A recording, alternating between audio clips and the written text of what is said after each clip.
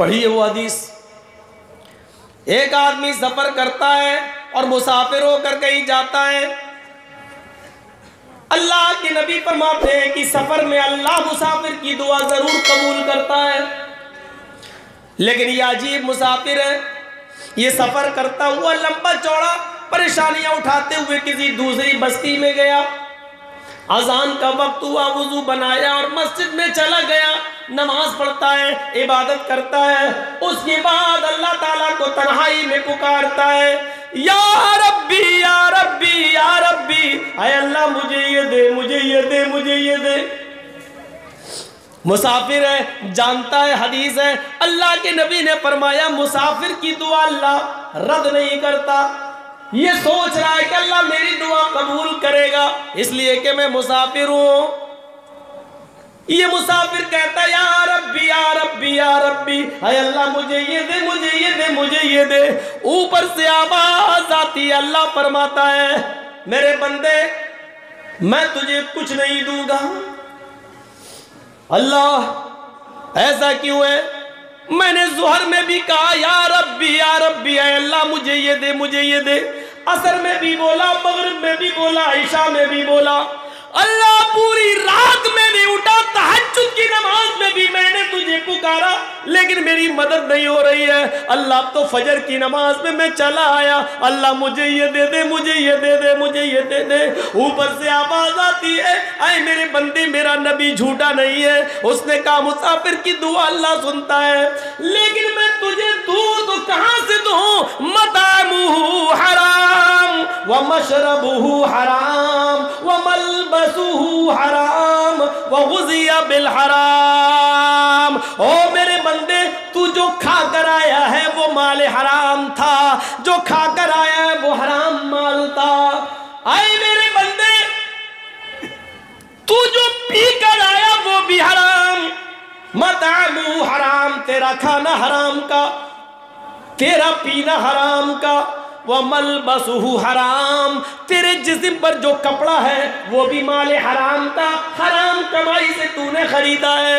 وَغُذِيَ بِالْحَرام، تیری رگوں میں جو خون دوڑ رہا ہے وہ حرام مال کھا کھا کر بنا ہوا ہے، جو تیری رگوں میں سرایت کیا ہوا ہے، تیری پرورش حرام مال سے ہوئی ہے. فَأَنَّا يُسْتَجَابُ لِذَلِكَ، اے فرشتوں بتاؤ میرا بندہ اپنا سر زمین پر رکھ کے مجھے پکار رہا ہے، تم ہی بتاؤ جب کھانا حرام، پینا حرام، لباس حرام، پوشاک حرام، بدن میں باڈی میں دوڑنے والا خون بھی مال حرام سے، تو میں اپنے اس بندے کی دعا کہاں سے سنوں؟ میں تو پاک ہوں اور پاکی کو پسند کرتا ہوں، یہ تو پورا کا پورا ناپاک ہے، اس کی باڈی میں ناپاک خون دوڑ رہا ہے، مال حرام سے بنا ہوا خون دوڑ رہا ہے. میں اس کی دعا سنوں تو کہاں سے سنوں؟ نہیں سنوں گا، میں اسی کی سنوں گا جو حلال روزی، حلال محنت کرے گا، رزق حلال کمائے گا اور کھائے گا اور اسی سے کپڑا خریدے گا. ضروری نہیں 1000 روپے کا کپڑا پہنا جائے، 100 روپے کا کپڑا بھی پہن کر اپنا جسم چھپایا جا سکتا ہے، اپنا ستر چھپایا جا سکتا ہے. تو رزق حلال کھانا بھی عبادت اور حرام چیز سے بچنا بھی عبادت. عبادت میں اخلاص ہونا چاہیے،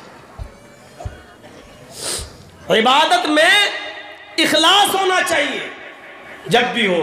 یہ عبادت ہم کس کے لیے کر رہے ہیں؟ صرف اللہ کے لیے. ابھی دیکھیے میں نے بتایا نا ایاک نعبد، آپ اقرار ہی کر رہے ہیں سب سے پہلے کہ اللہ تیرے علاوہ ہم کسی اور کی عبادت نہیں کرتے. ایاک نعبد و ایاک نستعین، اے اللہ عبادت بھی تیری اور مدد بھی تجھ سے. یہ دو چیزوں کو آج ہم سمجھ لیں. عبادت میں اخلاص ضروری ہے. لَن يَنَالَ اللَّهَ لُحُومُهَا وَلَا دِمَاؤُهَا، اللہ تعالیٰ ان لوگوں کی قربانیوں کو قبول نہیں کرتا جو 3 بکرے 4 خصی لائے اور ذبح کرتے ہیں اور دکھاتے ہیں کہ دیکھو پہلے دن بھی ہم نے قربانی کی، دوسرے دن بھی کی، تیسرے دن بھی کی. لوگوں کو دکھا رہے ہیں دیکھو کو اللہ نے مجھے دیا تو میں اتنی کر رہا ہوں۔ اللہ کہتا ہے میرے بندو 3 نہیں 30 بکرے، 30 نہیں 300 خصی، 300 نہیں 3000 خصی ذبح کر ڈالو۔ یاد رکھنا تمہارے ان جانوروں کا خون اور گوشت ہمارے پاس نہیں آتا ہے۔ لَن يَنَالَ اللَّهَ لُحُومُهَا وَلَا دِمَاؤُهَا، تمہارے ان جانوروں کا خون اور اس کا گوشت ہمارے پاس نہیں پہنچتا۔ وَلَٰكِن يَنظُرُ، اللہ فرماتا ہے وَلَٰكِن يَنَالُهُ التَّقْوَىٰ مِنكُمْ، او میرے بندو میں تو تمہارے دلوں کا تقوی دیکھتا ہوں، تمہارے دلوں میں کتنا اخلاص ہے، خلوص ہے، وہ میں دیکھتا ہوں، تقوی دیکھتا ہوں۔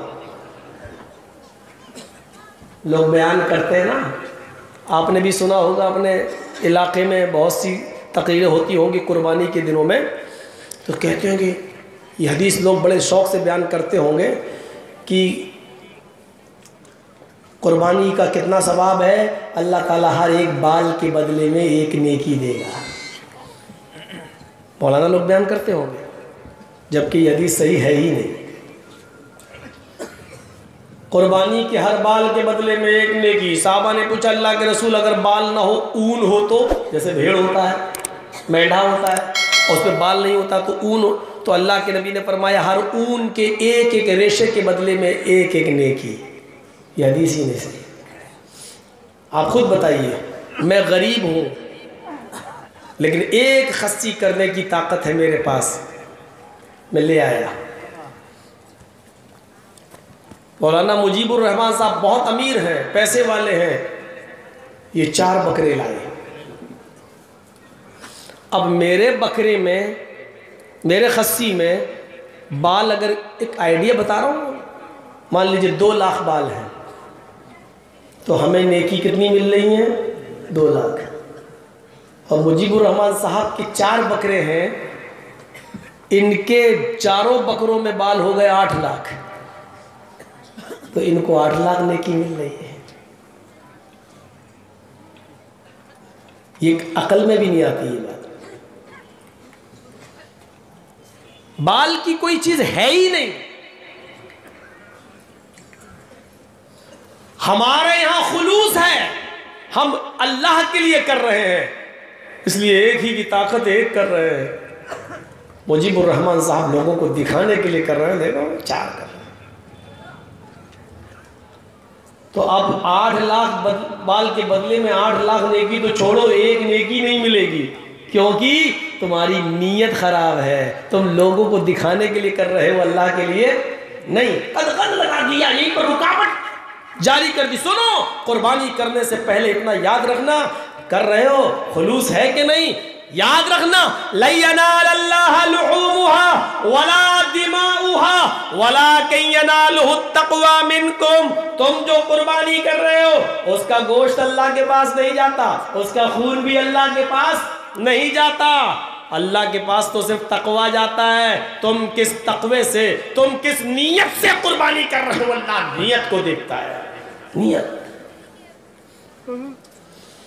وعن عمر بن الخطاب رضی اللہ تعالیٰ عنہ قال سمعت رسول اللہ صلی اللہ علیہ وسلم یقول انما الاعمال بالنیات وانما لكل امرئ ما نوى فمن كانت هجرته الى الله ورسوله فهجرته الى الله ورسوله ومن كانت هجرته لدنيا يصيبها او امرأة ينكحها فهجرته الى ما هاجر اليه۔